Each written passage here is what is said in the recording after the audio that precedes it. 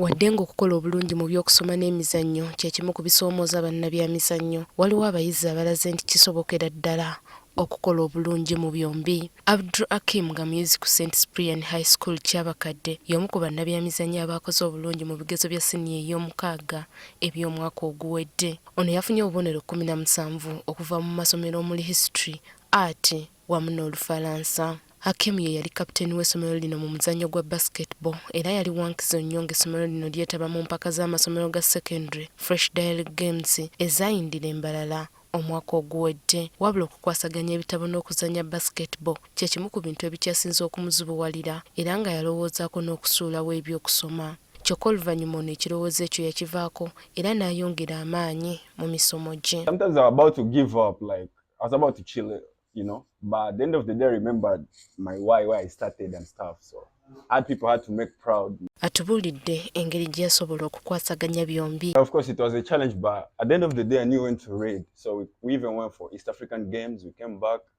I was even rare in class, but when it comes to books I knew when to read.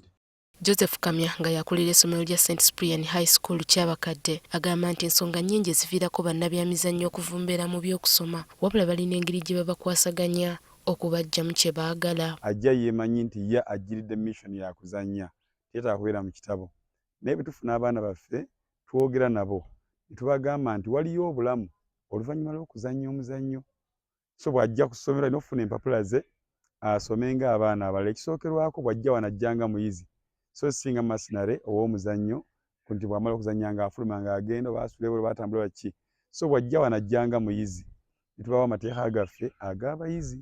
Kalumba Fahadi Lukabwe y'omu ku bazannyi ba basketball abazannya ne Hakim era nga naye y'omu ku bayizi abaakola obulungi ebigezo bya siniya ey'okuna. Ono gwe tusanze mu kibiina ng'asoma essomo lya biology agamba nti Hakim amulaze nti kisoboka okuwangula okusoma n'ebyemizannyo era nga wakwongereramu ddala amaanyi. Basically, the timetable for my academics is set up, and sports activities also have their time as well. So yeah, the schedule is pretty much set out and I'll be able to manage. Mu kiseera kino Hakim azannyira club ya Miracle ezannyira mu league ya basketball wabula nga waliwo university ezizannya basketball mu ggwanga ezitandise okumwogereza. I received the invitations, but at the end of the day I'm not the one to decide. It's the people who introduced me to the game to decide, like my coach and all. Bukyanga atandika kwenyigira mu muzannyo gwa basketball, Hakim tasasulangako bisale bya ssomero era nga bulijjo asomera ku kitone kye. Cyprian NTV.